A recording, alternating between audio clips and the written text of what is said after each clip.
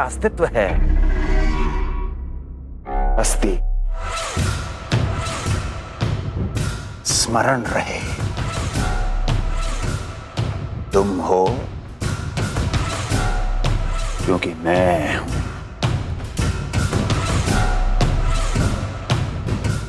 One में यदि सिंह न हो तो उसके आश्रिति पर गीदड़ भी आक्रमण कर देते हैं।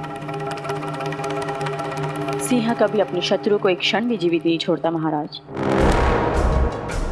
आपने तो छोड़ दिया देवकी को। सिंह नहीं, आप वो गाय हैं जो अपनी कसाई से अथाह प्रेम करती है।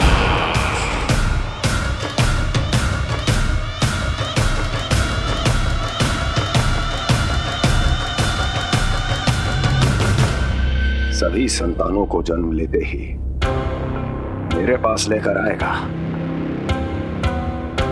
ये वचन दिया है वसुदेव ने मुझे। तो फिर आया क्यों नहीं महाराज? प्रथम शिशु का जन्म तो हो चुका है।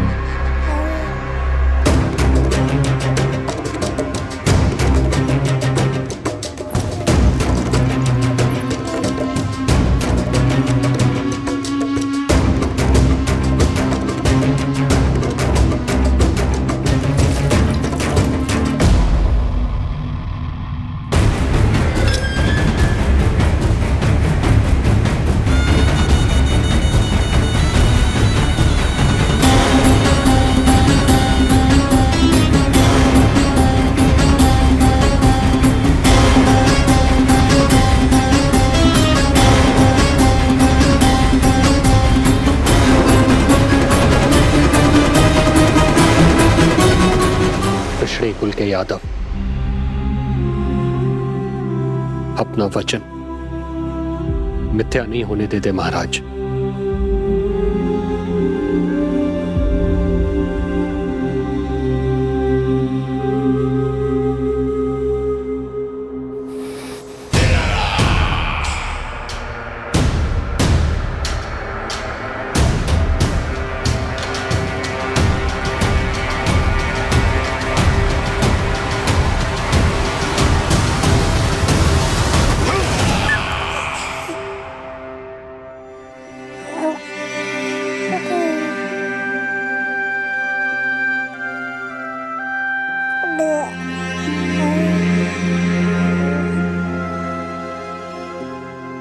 ये देवकी का पुत्र है, मेरी बहन जो मुझे प्रिय हुआ करती थी, उसका प्रथम पुत्र है ये, मेरा प्रथम भांजा।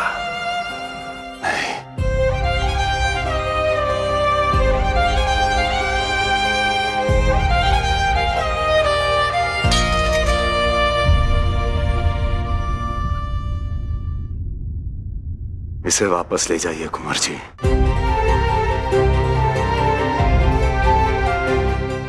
देवकी की प्रथम संतान से मुझे कोई संकट नहीं।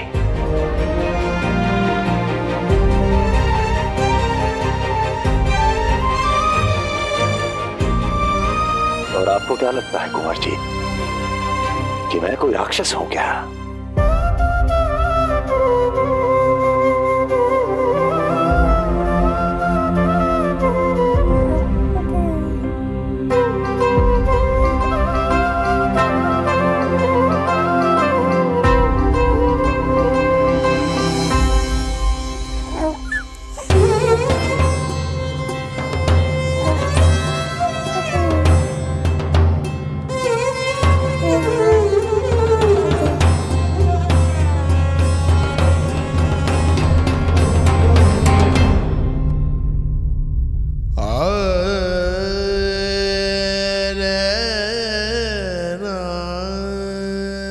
तो उसे अपनी गोद पे भी नहीं उठा पाई थी दीदी।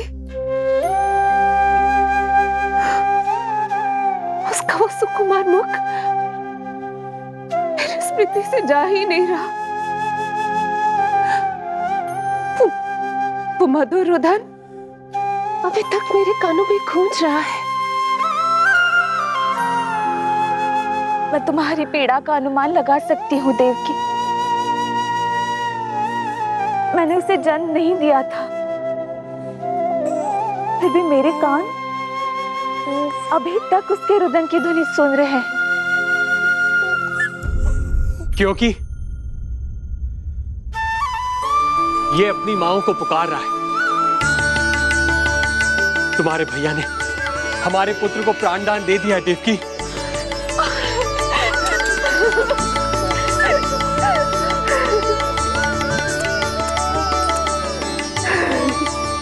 स्वामी, अब अपने पुत्र का नामकरण कीजिए। इसे ऐसा नाम दीजिए कि इसका भविष्य यश और कीर्ति से परिपूर्ण हो। कीर्तिमान कीर्तिमान होगा इसका नाम।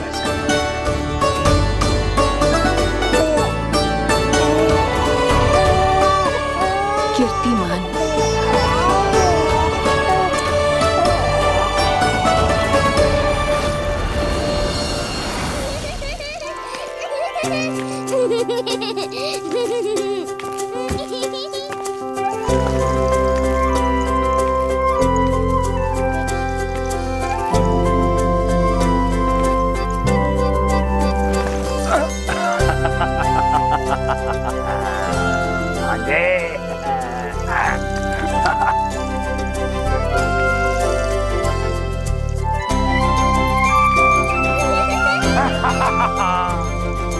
भांजे भांजे, मामा से बचना असंभव है।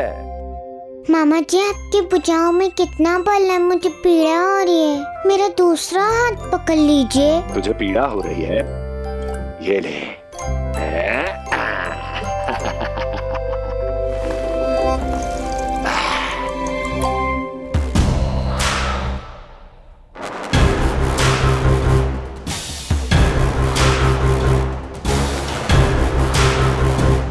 नारायण नारायण।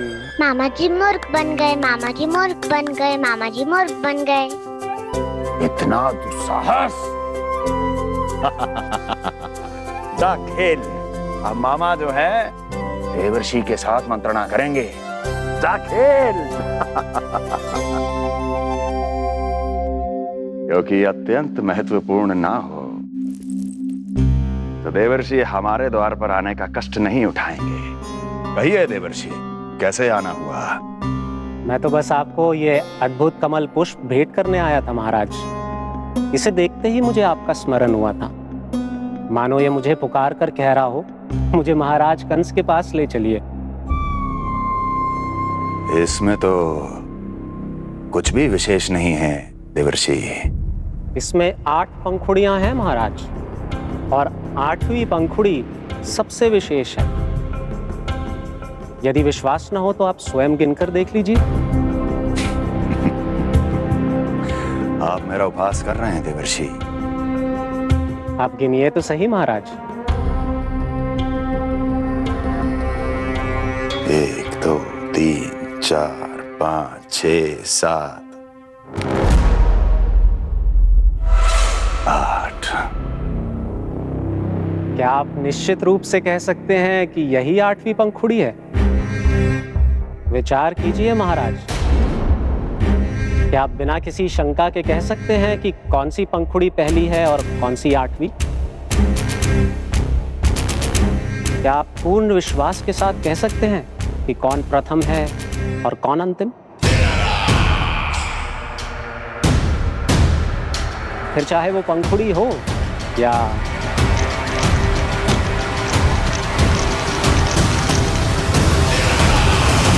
सावधान करने के लिए धन्यवाद देवर्षि। कंस के साथ धोखा करने वाले को अति भीषण दंड मिलेगा। भविष्य में ऐसी कल्पना मात्र से ही मेरे शत्रु भय से कांप उठेंगे। मथुरा नरेश, मैं तो मात्र पंखुड़ियों की बात कर रहा था। यदि आपने कुछ और समझ लिया है तो उसका उत्तरदायित्व मेरा नहीं है। नारायण नारायण।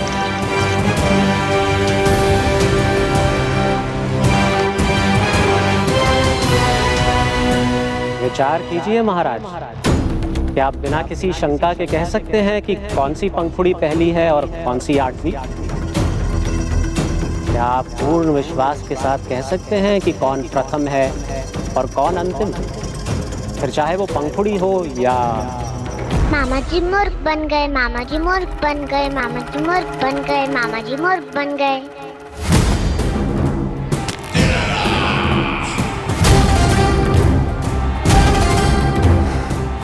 कंस को कोई मूर्ख नहीं बना सकता। कीर्तिमान। जी मामा जी। क्रोध काम लोभ मद मोह मत्सर, क्रोध काम लोभ मद मोह मत्सर, क्रोध काम लोभ।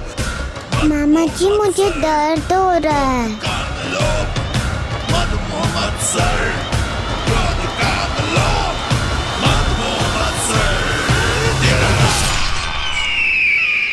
स्वामी, ये कीर्तिमान के लिए कैसा लग रहा है? ये लीजिए स्वामी।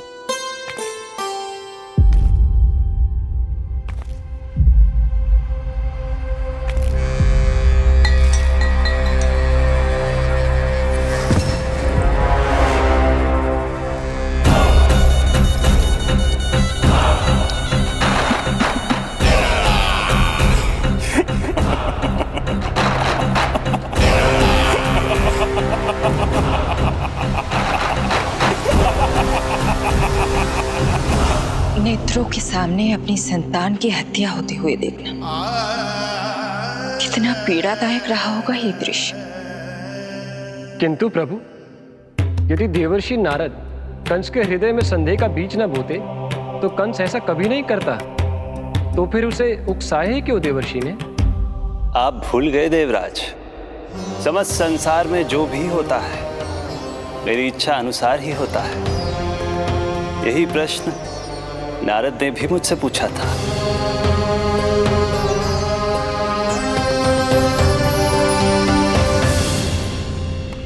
नारायण नारायण।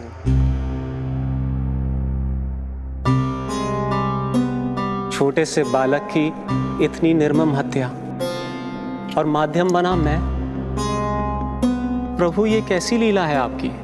अभी तो देवकी की 5 और संतानों की हत्या होना शेष है नारद। अब से कंस शिशुओं के जन्म लेते ही उनकी हत्या कर देगा। यदि जन्म के तुरंत बाद ही मृत्यु होनी है तो जन्म का लाभ ही क्या है प्रभु? यही विधि का विधान है नारद। कीर्तिमान और शेष 5 बच्चे श्रापग्रस्त हैं। जन्म के कर्मों के अनुसार अल्पायु होना उनकी नियति है। उनकी मृत्यु के बाद ही शेषनाग के अंश के रूप में बलराम और मेरे अंश के रूप में श्री कृष्ण का अवतार संभव होगा। नारायण नारायण।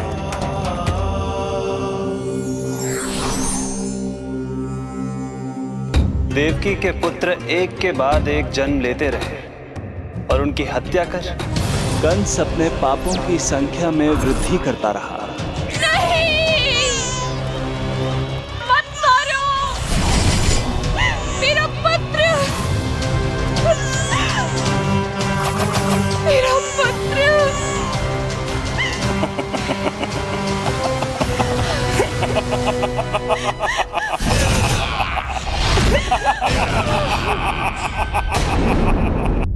अब उसकी क्रूरता की कथा ऐसे मोड़ पर आ पहुंची जहां से वापसी असंभव है, क्योंकि अभी अभी उसने देवकी के छठे पुत्र का वध कर दिया है। हे प्रभु, कितना दुर्दांत है ये कंस। किंतु एक ही जन्म में एक साथ 2 माताओं का पुत्र बनने में उसने आपकी सहायता कैसे की प्रभु? उसके भय ने उससे ये कार्य सहज ही करवा दिया देवराज। जन्म लेते ही माता देवकी के सभी पुत्रों की हत्या कर उसने मुझे विवश कर दिया है। अब जीवित रहने के लिए मेरे अवतार को माता देवकी की कोख से जन्म लेने के तुरंत बाद मैया यशोदा के पास गोकुल जाना ही होगा। और इस प्रकार कंस के कारण एक ही जन्म में दो माताओं का पुत्र बनने का आपका वचन सत्य सिद्ध होगा। आपकी लीला अपरंपार है प्रभु। आप सब अब निश्चिंत होकर जाइए। मेरे अवतार के जन्म होने की घड़ी अब निकट ही है। हम धन्य हुए प्रभु। हम धन्य हुए प्रभु।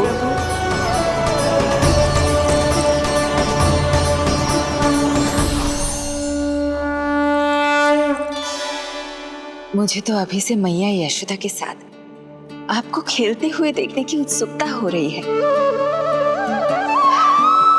उनकी प्रवृत्ति कितनी निराली है। क्रोध ना करूं तो क्या करूं? देखिए इसकी शैतानी, फिर चला गया सुलक्षणा के बगीचे में फूल खाने। और आपको तो पता है ना सुलक्षणा का, इतनी सी त्रुटि हो जाए पूरे गांव में बखान करने में कोई कमी ना रखती। और जे की, अरे जब ग्वालिनों को पता चलेगा तो क्या कहेंगी? यही ना कि जसोदा अपने बच्चे को खाना ना देती, भूखा रखे है। सुनो जी, मैं तो कहती हूँ अब ब्याह करा देते इसका। अब वो ही ध्यान रखेगी इसका। केवल पत्नी सुधार सकती है तुझे।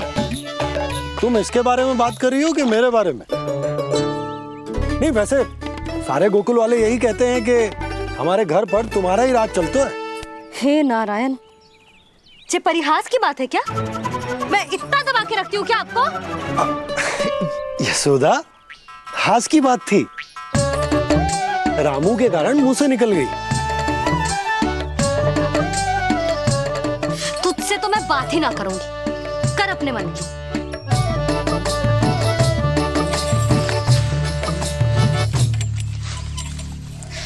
पता है तुझे, मुझे कितना क्रोध आता है जब तू ऐसे बिना बताए घर से चला जाता है।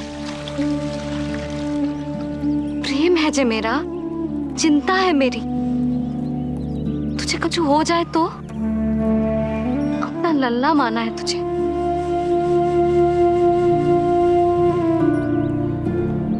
मेरे भाग्य में तो मां बनना लिखो ही ना है।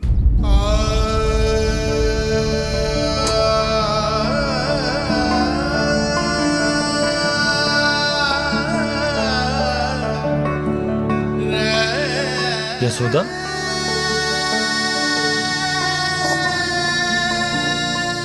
आपको पता है, जब मैं छोटी थी इसके जैसी चंचल थी। गांव वाले कहते थे एक बार बड़ी हो जाएगी अपने आप ठहराव आ जाएगा। ना आयो। फिर बड़े बूढ़े कहने लगे चिंता की कछु बात ना है, एक बार शादी हो जाएगी सब ठीक हो जाएगा। ना हुआ। फिर सबन ने कही एक बार बालक हो जाने दो, गोद भर जाएगी अपने आप परिपक्व हो जाएगी। पर गोद तो भरी ना मेरी। बालक तो हुआ ही ना। उस पर जब जे भी भाग जाता है तो मुझे रह रह के यही स्मरण होता है कि कमी मुझ में ही है। मैं ही किसी बात का ध्यान न रख पाती। संभव है यही कारण से नारायण ने बालक ना दियो मुझे। यदि देते तो बहुत बुरी मैया बनती मैं। यशोदा, क्या होगा तुम्हें? कहाँ की बात कहाँ लेकर जा रही हो तुम?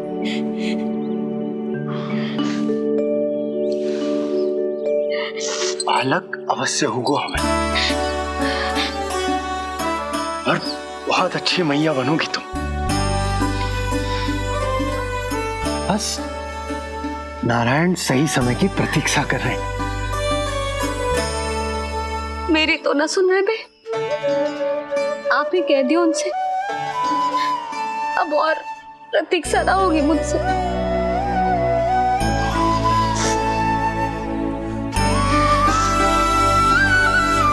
नहीं हो रही मैया।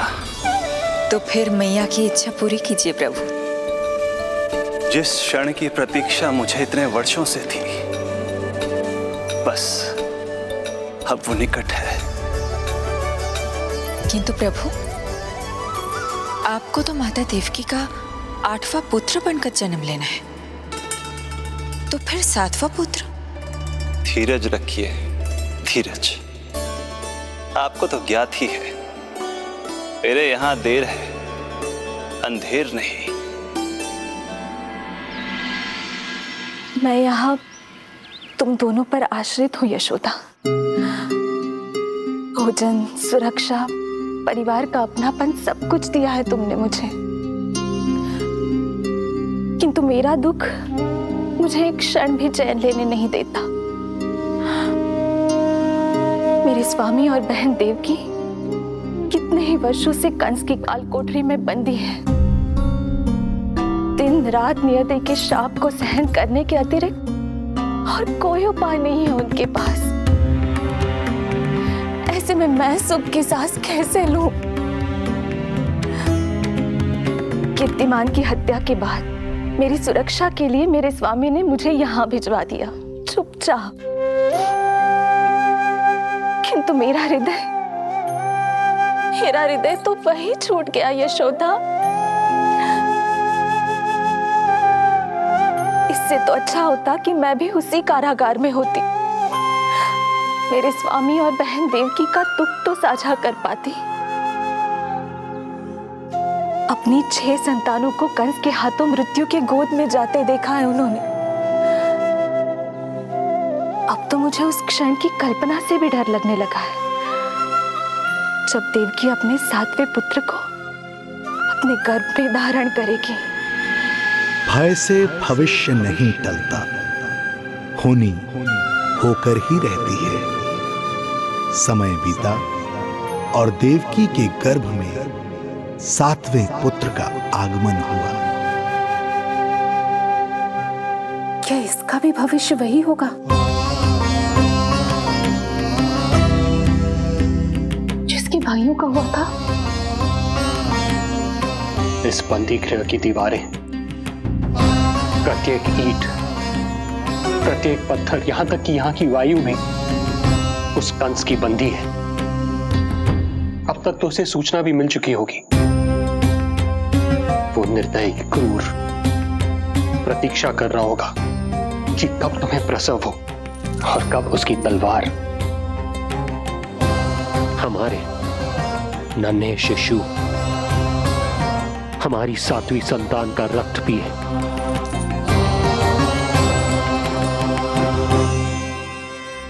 दुर्जन, तुम देवकी की कालकोठरी के बाहर स्वयं उपस्थित रहोगे, प्रत्येक पल 8वां प्रहर। जैसे ही शिशु पहली श्वास ले, तुम मुझे सूचित करोगे। अवश्य महाराज, आज्ञा दें।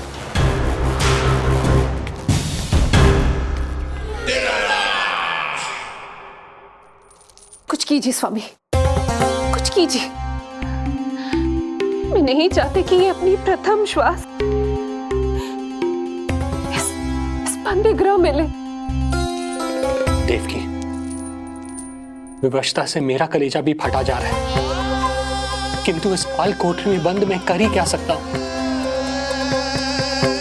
किंतु इस सृष्टि के पालनहार, जगत के नियंता श्री हरि तो कर सकते हैं, तो फिर क्यों नहीं करते वो कुछ ऐसा कि कम से कम मेरी इस संतान का अंत उतना दुखद ना हो जैसा अन्य संतानों का हुआ था। क्यों नहीं करते वो कुछ? हरे क्यों नहीं करते? बताइए ना स्वामी, क्यों नहीं करते वो? क्यों नहीं करते? जो देवी भविष्य में मेरी मां बनने वाली है, उनकी करुणा भरी पुकार को मैं व्यर्थ कैसे जाने दे सकता हूं? कंस के राक्षस तत्व के अंत के लिए ऐसी माया की आवश्यकता है जो मेरी लीलाओं को क्रियान्वित भी कर दे और उसे भनक भी ना पड़े। ऐसी क्षमता और माया किसके पास है प्रभु?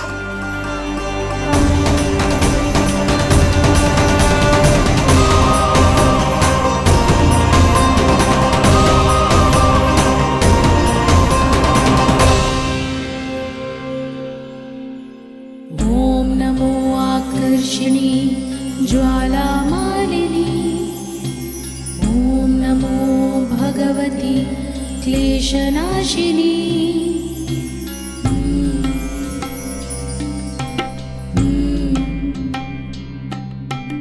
ओम नमो योगमाये सर्वमोहिनी, ओम नमो योगमाये सर्वर। आज्ञा दीजिए प्रभु। माता देवकी का गर्भपात करके उस संतान को रानी रोहिणी के गर्भ में स्थापित कीजिए देवी।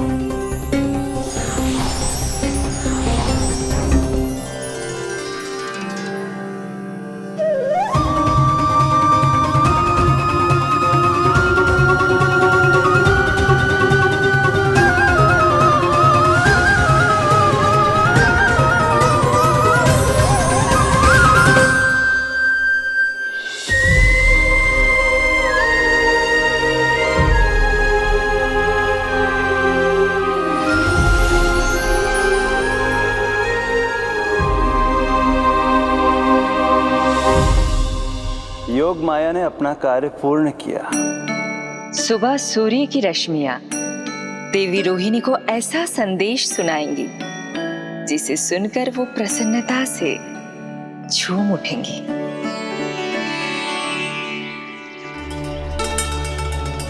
यादव कुल के नए राजकुमार के आगमन पर बहुत बहुत शुभकामनाएं रानी।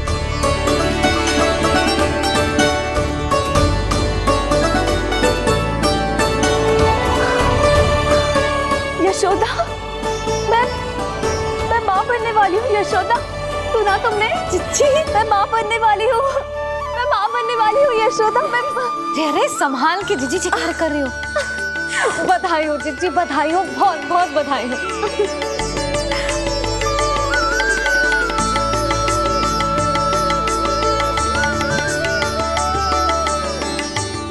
विधि का विधान भी विचित्र होता है। रोहिणी, जिनका ये पुत्र नहीं है, वो प्रसन्न है, किंतु देवकी जिनका ये पुत्र है वो व्याकुल है।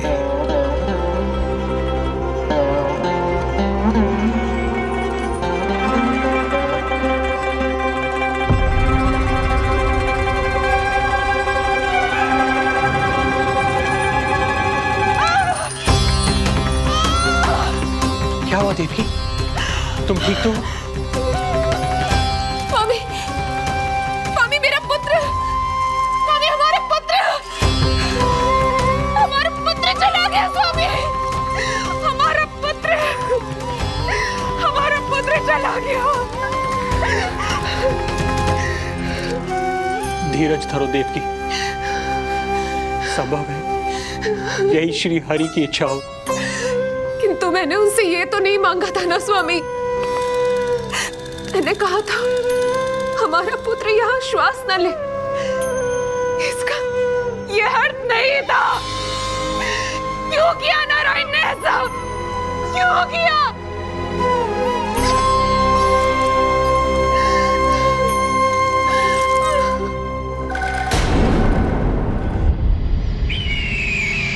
तो ये सत्य है महाराज, राजकुमारी देवकी का गर्भपात हो गया है।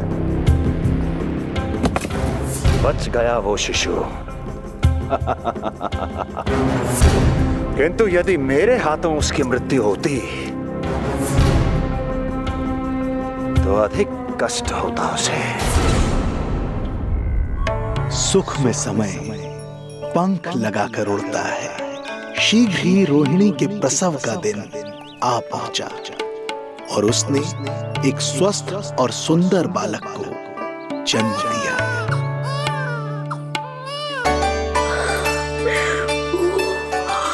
लो जिज्जी, संभालो अपने लल्ला को, जी भर के निहार लो इसे।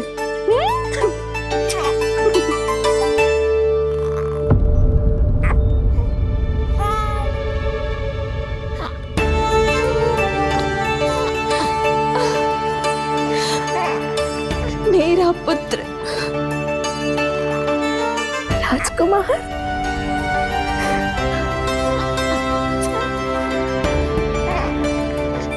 अच्छा जीजी, मैं तनिक इनको भी सूचना देकर आती हूँ। वसुदेव भैया तक भी तुझे शुभ समाचार पहुंचानो है। राजकुमार कौन है? हाँ, गोकुल का राजकुमार है। हाँ, गोकुल का राजकुमार है मेरा बच्चा। बल तो इतना है कि पूछो ही मत आप। एक बार उंगली पकड़ लेना तो उसके बाद छुड़ाना अत्यंत कठिन हो जाता है। और दृष्टि ऐसी कि एक बार में मन मोह ले। भगवान श्री राम की भांति सबको प्रसन्न रखता है। बस तो फिर उसका नाम बल राम रखना। तो फिर उसका नाम बल राम रखना। देवकी, बधाई हो, तुम छोटी मां बन गई।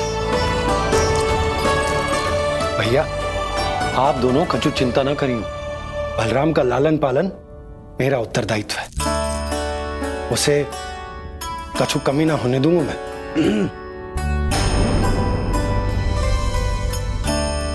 मुझे चलना चाहिए।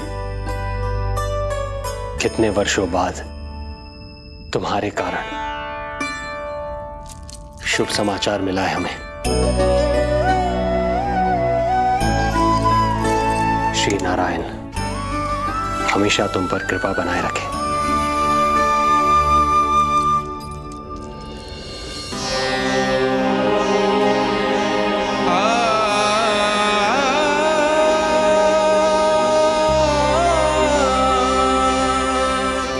आपको बहुत बहुत बधाई हो स्वामी।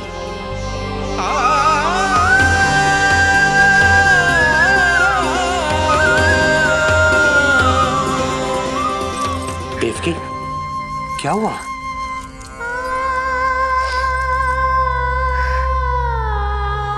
कुछ नहीं। रोहिणी दीदी ने हमको वो सुख दे दिया जो मैं कभी ना दे सकी। उन्होंने आपको संतान दे दी तू मैं देवकी,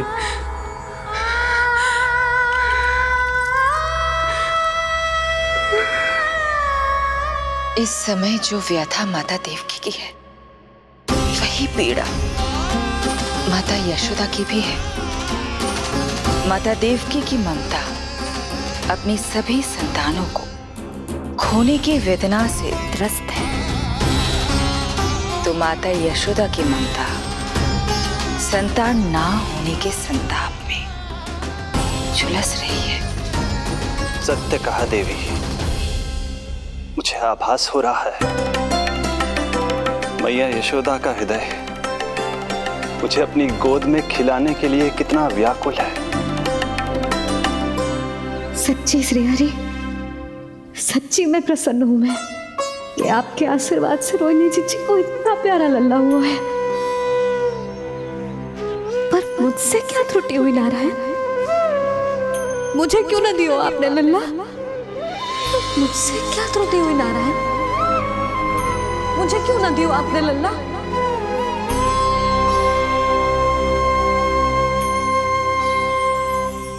सच्ची मैं प्रसन्न हूं मैं कि आपके आशीर्वाद से रोहिणी जी को इतना प्यारा लल्ला हुआ है। पर मुझसे क्या त्रुटि हुई नारायण? मुझे क्यों न दियो आपने लल्ला? मुझसे क्या त्रुटि हुई नारायण? मुझे क्यों न दियो आपने लल्ला? अब तो माता देवकी की 7वीं संतान का भी जन्म हो गया है प्रभु। अब आपके अवतार लेने में किस बात की देर है? यशोदा, ले तुम यहाँ आओ और मैं पूरे घर में ढूंढतो फिर रहा हूं। पता चला तुमने सुबह से कछु ना खाए हो। चलो कछु खा लो, आ जाओ। कहीं ना जा रही मैं।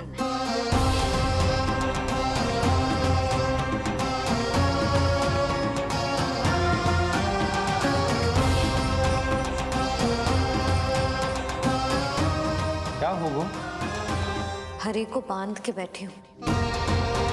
जब तक मेरे प्रश्नों के उत्तर ना देंगे, ना कहीं जाऊंगी, ना कछु खाऊंगी। कौन से प्रश्न और कैसे उत्तर? गोकुल की प्रत्येक स्त्री को ममता का वरदान दिया है आपने, तो नारायण मुझसे ऐसा कौन सा अपराध होगा कि आपने मुझे अभी तक इस सुख से वंचित रखा है?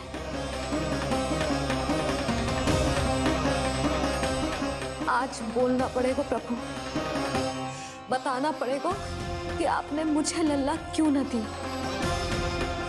क्या आपको पता ना है, जैसे भगवान अपने भक्तों के बिना अधूरे होते, वैसे मैया भी संतान के बिना अधूरी होते।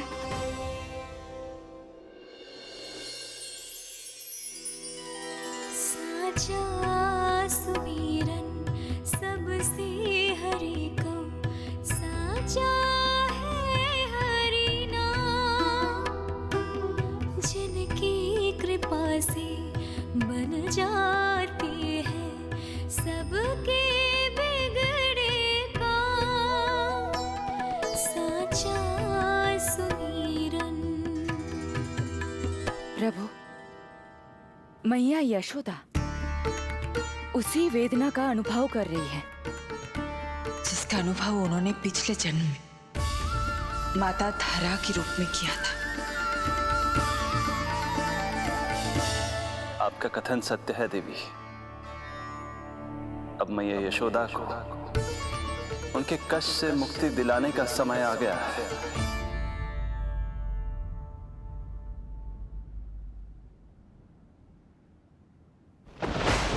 उठो पूर्णा, शीघ्र ही यशोदा के यहाँ पुत्र का जन्म होगा। नक्षत्रों की गति से उत्पन्न संकेतों को देखो।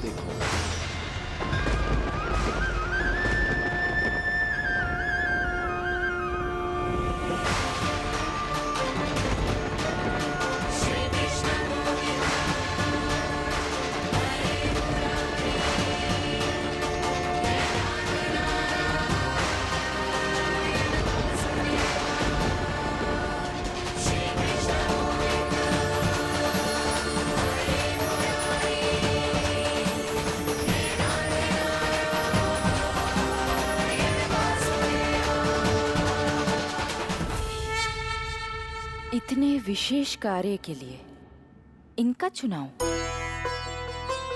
ये देवी कौन है प्रभु? ये मेरे भविष्य में होने वाले गुरु महर्षि संदीपनी की माता हैं देवी। अपने ज्ञान के कारण गोकुल वासियों की श्रद्धेय हैं।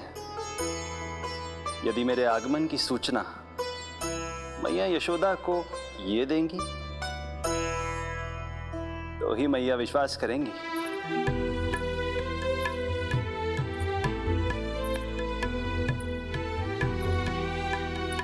आंगन खाली, आंचल खाली, सूखे उपवन की मैं माली। क्यों ना मेरे भाग में ललना, क्या मेरे घर ना एगो पलना।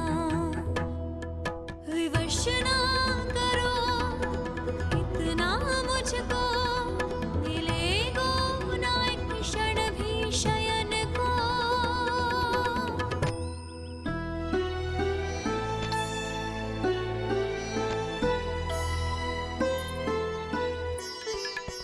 मैं जिसे सुलाऊं जो मुझे जगाए, प्रभु दे दो ना वरदान। साचा सुमीरन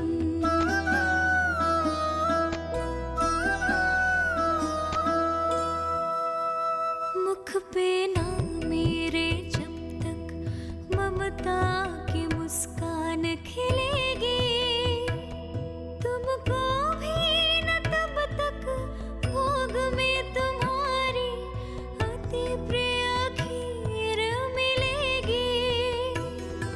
कसम प्रभु तुम्हें दे रही जसोदा, माखन भोग लगेगो तीखा। इस दुखियारी की विनती का रखोगे जो नामान। साचा सुमीरन सबसे हरि को, साचा है हरि नाम। जिनकी कृपा से बन जाते हैं सबके बिगड़े काम। साचा सुमीरन।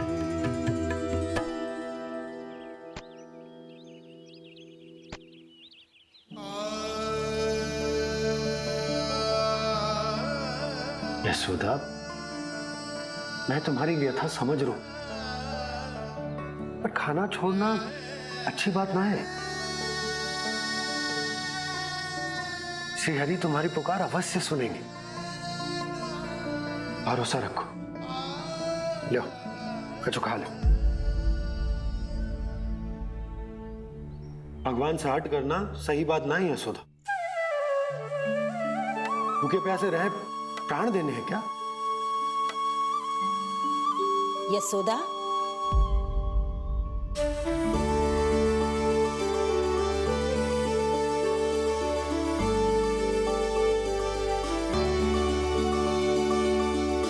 होने वाली मैया को अपने स्वास्थ्य का विशेष ध्यान रखना चाहिए।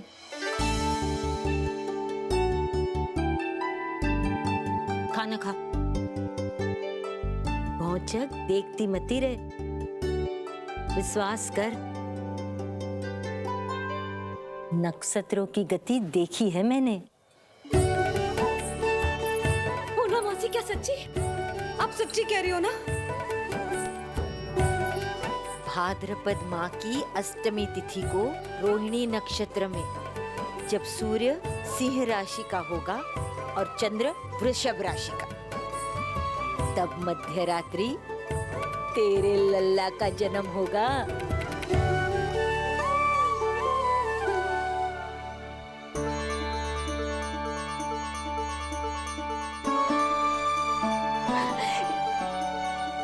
इतने वर्षों में कभी किसी ऋषि मुनि, किसी ज्ञानी ने हमें ऐसी आशा ना दी।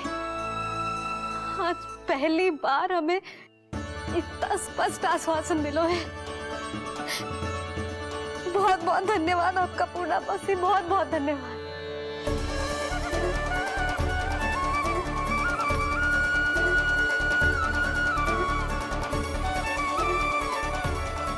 ना, मौसी को धन्यवाद ना देते लाली, मौसी से आशीर्वाद लेते हैं। ला, लड्डू ला।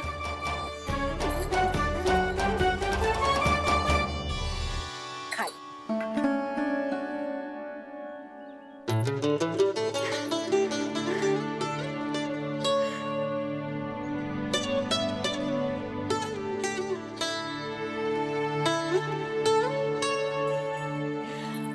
बस अब तुझे केवल उस क्षण की प्रतीक्षा करनी है। मैं मैया बनने वाली हूँ, सुना आपने, मैं मैया बनने वाली हूँ, आप बाबा बनने वाले हैं। श्री हरि ने कृपा कर दी हम पर, तुम्हारे प्रश्नों के उत्तर दे दिए नारायण ने। चलो अब शीघ्रता से भोजन कर लो। मैं जा रही हूँ रोहिणी जीजी को बताने। अरे पर भोजन पूर्णा मौसी जो कह देती है वो हो के रहता है।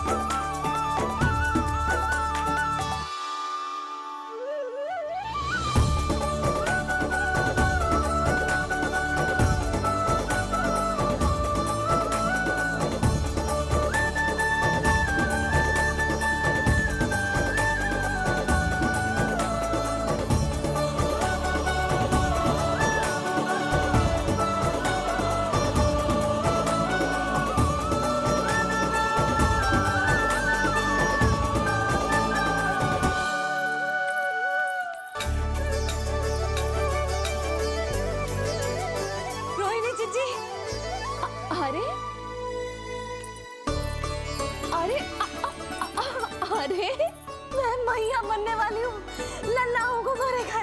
क्या पूरी मौसी ने बताई? सच?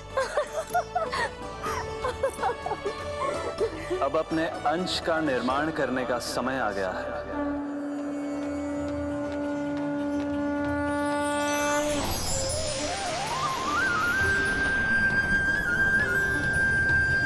वसुदेव सुतं देवं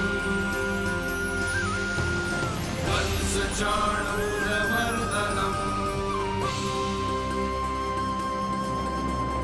यशोदा परमानन्दम् कृष्णं वन्दे जगद्गुरुं कृष्णं वन्दे जगद्गुरुं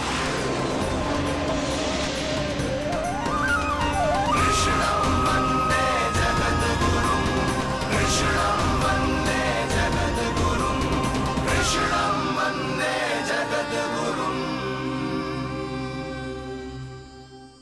कृष्ण कृष्ण कृष्ण कृष्ण कृष्ण कृष्ण कृष्ण कृष्ण।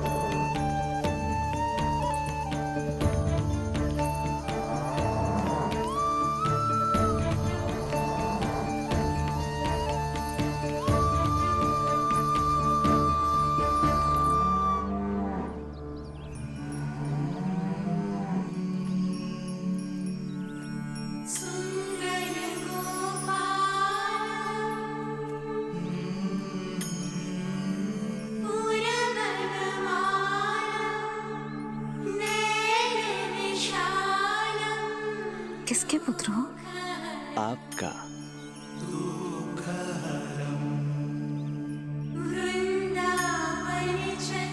आपकी गोद में शीघ्र ही खेलने के लिए मैं आतुर हूं मैया। कछु विचित्र लग रहा है। कौन हो तुम? मैं हूं श्री विष्णु का अवतार।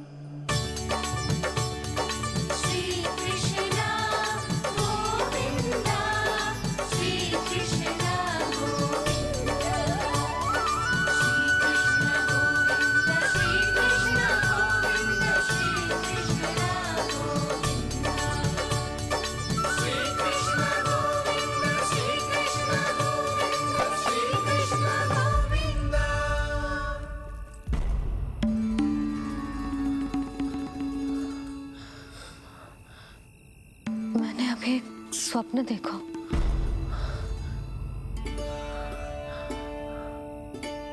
क्या वो स्वप्न वन में था?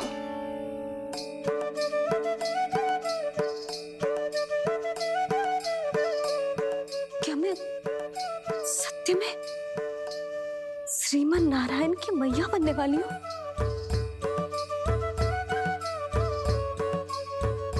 यशोदा ने स्वप्न में जो देखा था, सांसारिक माया के कारण वो उस पर विश्वास करने में असमर्थ थी।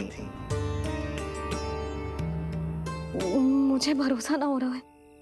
ये तो संभव ही ना है। मैं श्रीमन नारायण की मैया कैसे बन सकती हूँ? परंतु स्वप्न इतना सच्चा, इतना वास्तविक था यशोदा। ऐसा लगो जैसे स्वप्न ना है, सच की परछाई। आप मेरा उपहास कर रहे हो ना? अरे कल तक तो ये भी ना पता था कि मैं कभी मैया भी बन पाऊंगी कि ना। और आज आप कह रहे हो कि श्रीमन नारायण स्वयं मेरी कोख से जन्म लेंगे। ना ना, ऐसे उल्टे सीधे विचार मेरे मन में मत ही डालो आप। मैं तो साधारण सी स्त्री हूँ जो बस एक सामान्य सी मैया बनना चाहती है। मुझे तो बस एक सामान्य सा लल्ला चाहिए, छोटा नटखट प्यारा सा मेरा बाल गोपाल। मेरा लाडला होगा वो, मेरा राज दुलारा, मेरी आंखों का तारा।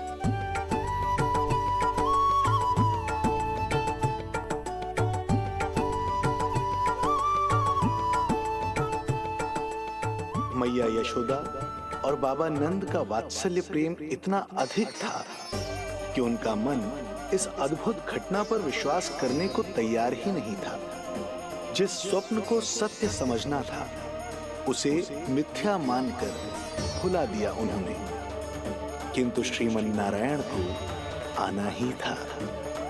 स्वप्न साकार करने वाले को ही तो भगवान कहते हैं।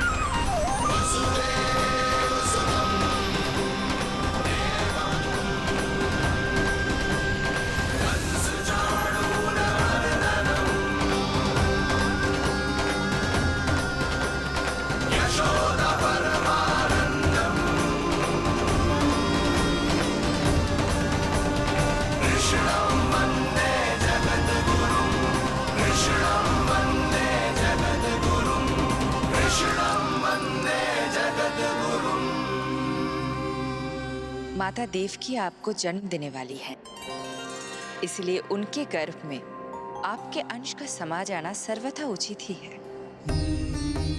किंतु मैया यशोदा के हृदय में आपने अपने अंश का एक भाग स्थापित किया है, इसका अवश्य ही कोई ना कोई कारण होगा। मेरे अंश के ये दोनों भाग तन और आत्मा हैं देवी। माता देवकी मेरे तन को जन्म देंगी, किंतु मेरी आत्मा का जन्म मैया यशोदा के हृदय से होगा। जब मैया प्रथम बार मुझे अपने हाथों में थामेंगी, मेरे अवतार की आत्मा और तन एक दूसरे से जा मिलेंगे और तभी मेरा अवतार पूर्ण होगा। मैं और यशोमती मैया एक दूसरे के साथ हृदय से जुड़ेंगे। इसीलिए समस्त संसार में हम दोनों की जोड़ी एक माता पुत्र की अद्भुत जोड़ी के रूप में जानी जाएगी।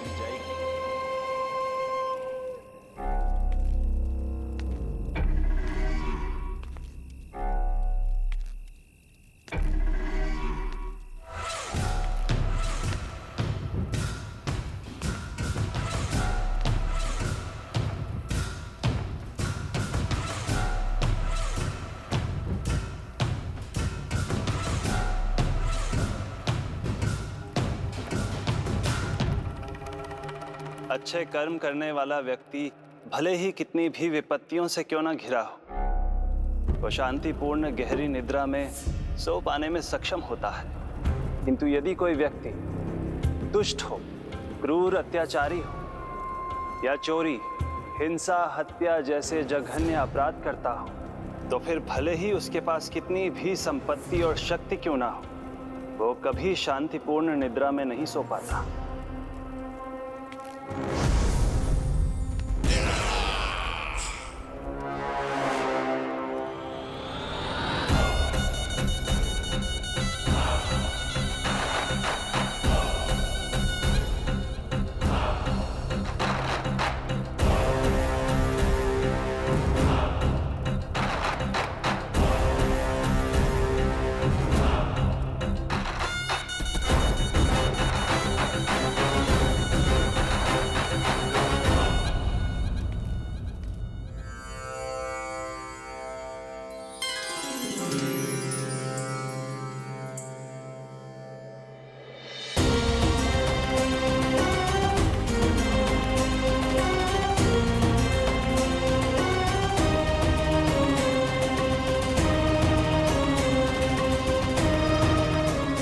अब आप अपने अंश का निर्माण कीजिए देवी, ताकि जब मैं माता देवकी के 8वें पुत्र के रूप में अवतार लूं, तो आप भी मैया यशोदा की पुत्री के रूप में जन्म ले पाए।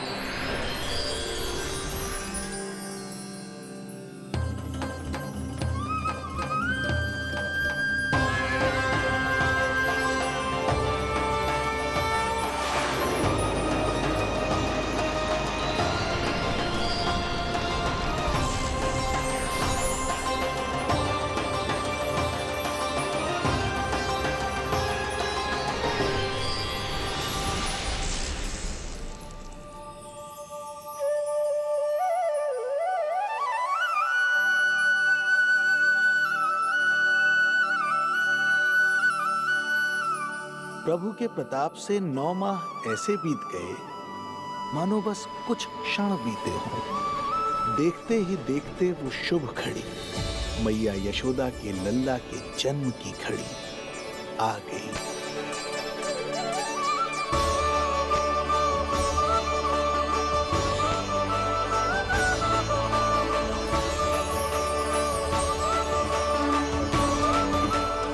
भाद्रपद माह की अष्टमी तिथि।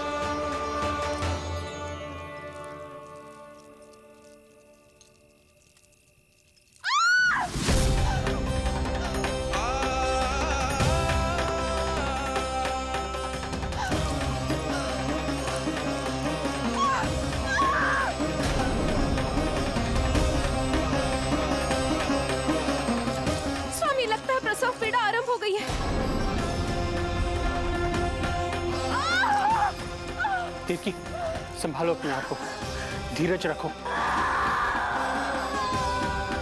जीजी, यशोदा, दाई माँ।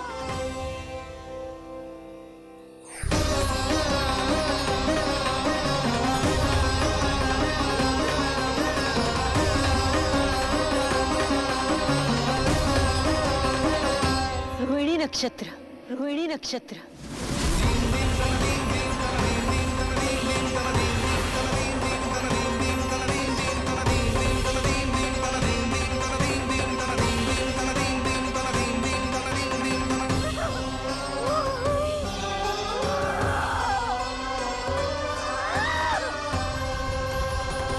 सूर्य सिंह राशि में और चंद्र वृषभ राशि में, यही तो है अधर्म के विनाश और धर्म की स्थापना का संकेत। देवकी, तुम चिंता मत करो, सब ठीक हो जाएगा। किंतु कैसे स्वामी?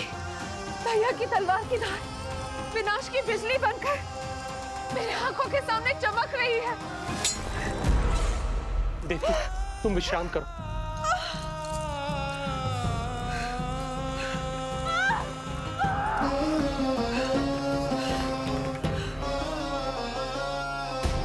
दुर्जन, जाओ फिर से देखो, मुझे पल पल का समाचार चाहिए।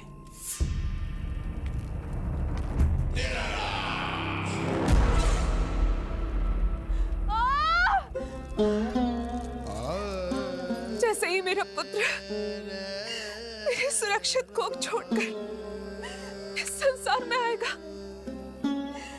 भैया कंस मेरी ममता को मिले इस वरदान को मुझसे छीन लेंगे। चिंता मत करो देवकी, ये हमारा 8वां पुत्र है। यदि हमारे जीवन में कंस के दिए दुखों की धूप है, तो श्री हरि की भक्ति की छाया भी है। आकाशवाणी का स्मरण करो। आप स्मरण कीजिए। कितनी क्रूरता से भैया ने हमारी सभी संतानों का जीवन प्रारंभ होने से पहले उनको नष्ट कर दिया। मुझे भय लग रहा है, कहीं मैं इसे भी ना खो दूं।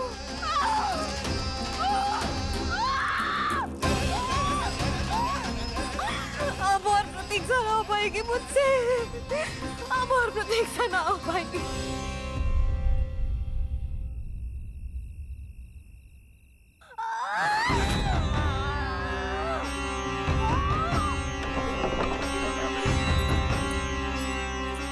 हम यशोदा को खो देंगे नंद भैया। यदि संतान का जन्म शीघ्र ही नहीं हुआ तो अत्यधिक पीड़ा में है। वैद्य जी ने जो प्रसव की घड़ी बताई थी, वो भी कब की बीत चुकी है। भाभी, आप दाई माँ से कहियो कि मेरी पत्नी और संतान को बचाने की हर संभव चेष्टा करें। मैं यही प्रार्थना नारायण से करने मंदिर जा रहा हूं।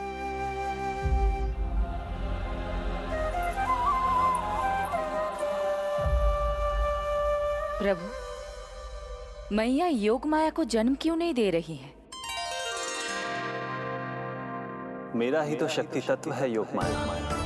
वो तभी जन्म ले सकती है जब मेरे 8वें अवतार श्री कृष्ण का जन्म होगा। तो प्रभु, अब आपको किस बात की प्रतीक्षा है? जब निश्चित प्रहर का अंत होगा और शून्य काल का प्रारंभ, तभी तो होगा जयंती योग, लल्ला के जन्म का योग। बस अब कुछ ही क्षणों।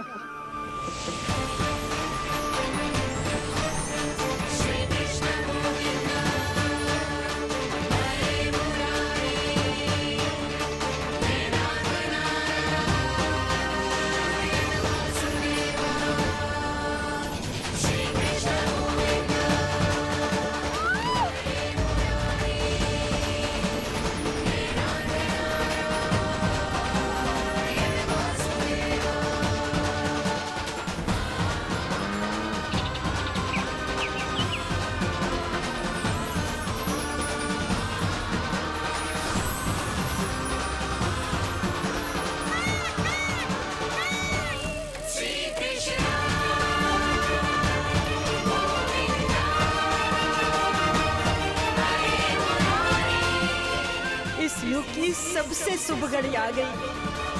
प्रारंभ हो गया दिव्य शून्यकाल।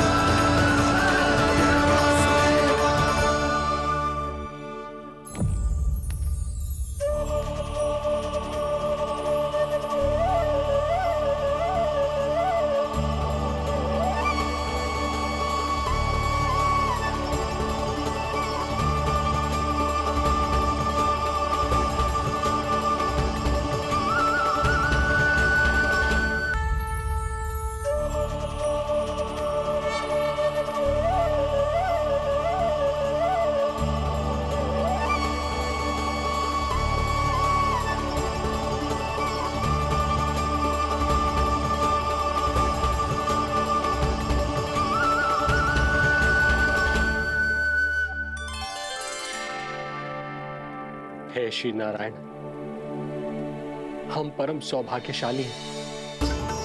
हमारे पुत्र के रूप में आप स्वयं पधारे।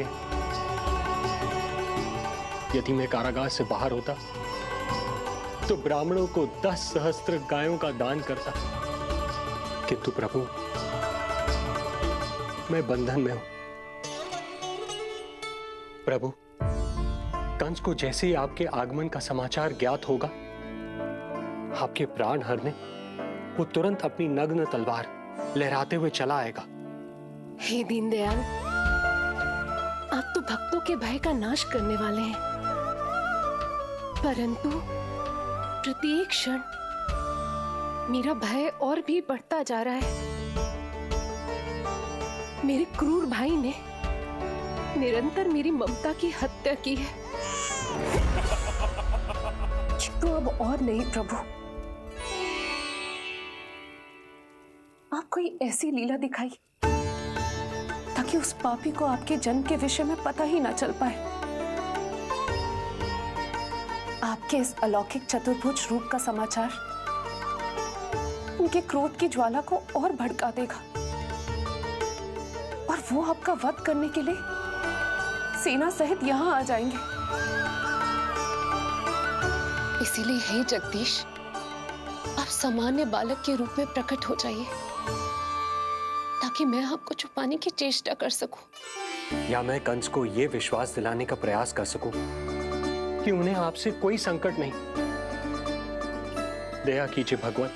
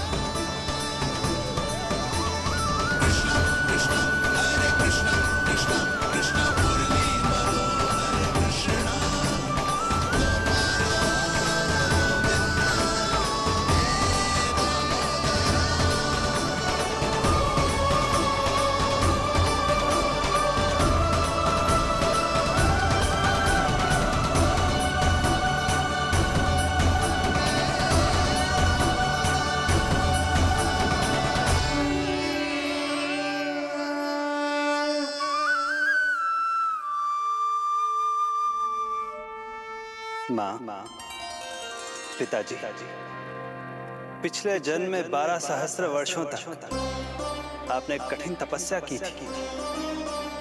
मूसलाधार वर्षा, घनघोर आंधी, चिलचिलाती हुई धूप और अस्थियां जमा देने वाली ठंड, सभी कष्ट सहे थे आपने, केवल इसलिए कि आप मुझे पुत्र रूप में प्राप्त कर सके। और आज जब मैं आपके सामने हूं, तो आप कंस के भय से व्याकुल हैं और पुत्र के रूप में एक सामान्य बालक चाहते हैं। मेरे माता पिता होने के नाते आपकी इच्छा का पालन करना मेरा कर्तव्य है। मैं एक सामान्य बालक का रूप धारण करूंगा। आपको मेरे लिए चिंतित होने की और कंस से भयभीत होने की आवश्यकता नहीं है। मेरा जन्म पृथ्वी पर धर्म को पुनः स्थापित करने के लिए ही हुआ है, किंतु अभी समय कम है। यशोदा रानी की चेतना जा रही है, ये इनके प्राणों के लिए शुभ संकेत नहीं है। यशोदा, आंखें खुली रखो। यशोदा, यशोदा, आंखें खुली रखो।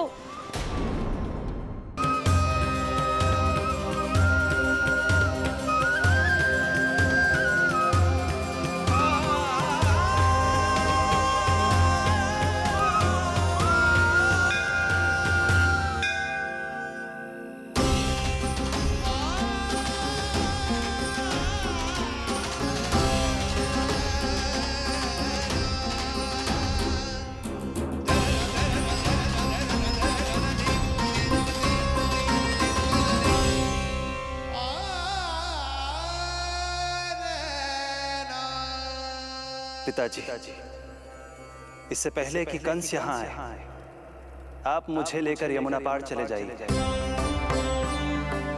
और वहां गोकुल में अपने भाई नंद के संरक्षण में मुझे छोड़ उनके यहाँ जन्मी पुत्री को यहाँ ले आइए। उसके प्राणों की चिंता मत कीजिए मां, जो हो रहा है मेरी ही लीला है। अब जाइए पिताजी, शीघ्रता कीजिए।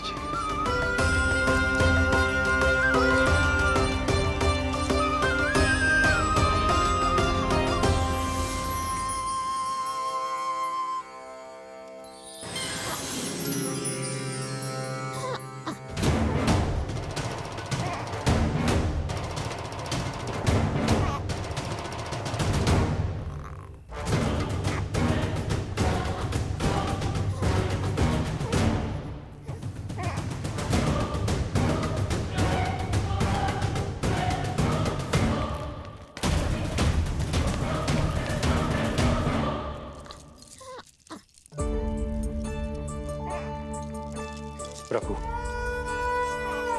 प्रभु क्या करना है ये तो आपने बता दिया, किंतु कैसे करना है ये नहीं बताया। पीढ़ियों में जकड़ा हुआ हूं, कारागार से बाहर कैसे जाऊंगा? यशोदा, बस थोड़ी देर और धैर्य रखो। अब और प्रतीक्षा ना हो पाएगी मुझसे, अब और प्रतीक्षा ना हो पाएगी। अब और अधिक प्रतीक्षा आपको करनी भी नहीं पड़ेगी।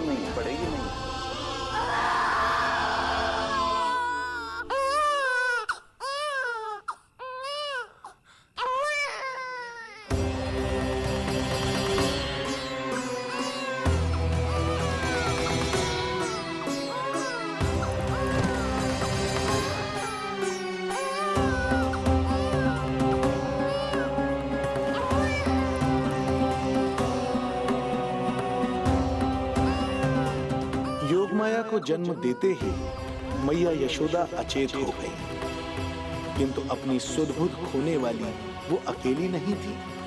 इससे पहले कि कोई नन्ही योगमाया को दृष्टि भर कर देख पाता, संपूर्ण गोकुल उनकी किलकारियों के प्रभाव से गहरी निद्रा में सो गया। योग माया को जन्म दे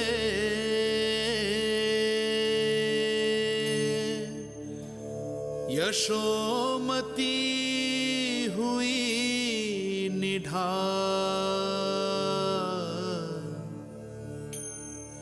कोख जनी ना लख सकी, समय की ऐसी चाल,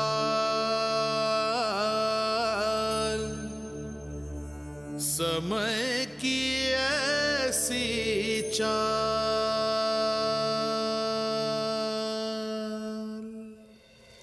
उधर मथुरा में वसुदेव अचरज में थे कि नन्हे प्रभु को बंदी गृह से बाहर कैसे निकाला जाए। अब केवल श्री विष्णु की माया ही इनकी सहायता कर सकती थी। प्रभु की आज्ञा का पालन कैसे संभव होगा? संपूर्ण कारागार पहरेदारों से भरा पड़ा है।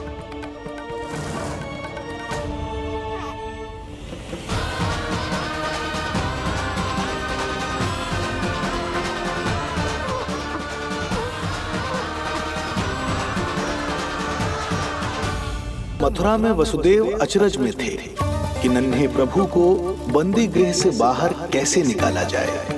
अब केवल श्री विष्णु की माया ही इनकी सहायता कर सकती थी। प्रभु की आज्ञा का पालन कैसे संभव होगा? संपूर्ण कारागार पहरेदारों से भरा पड़ा है।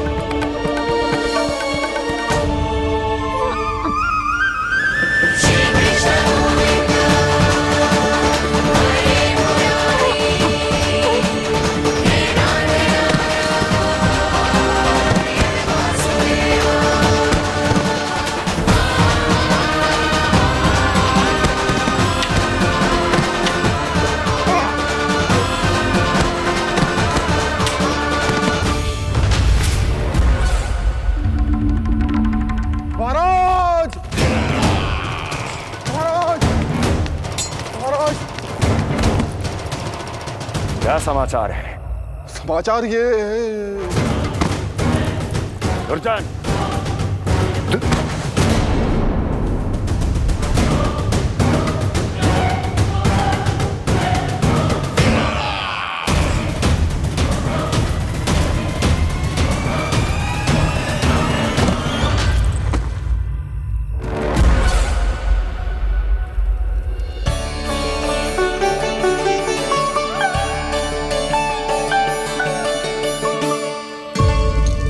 किंतु ये बेड़ियां कैसे खुलेंगी?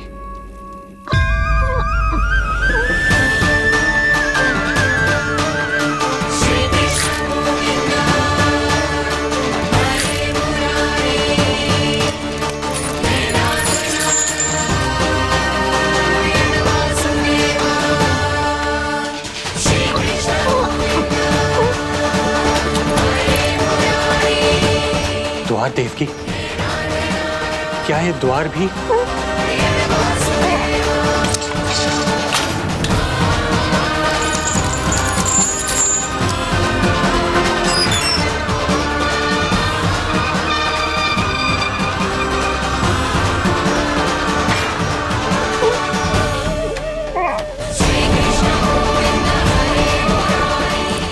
प्रभु की लीला अपरंपार है।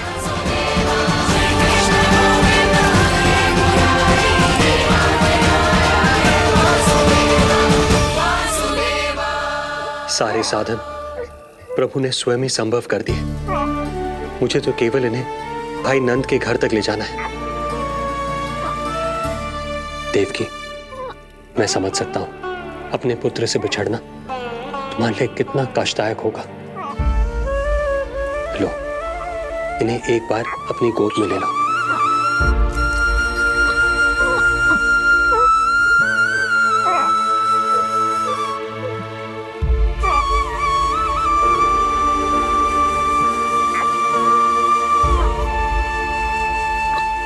यदि एक बार इस मां ने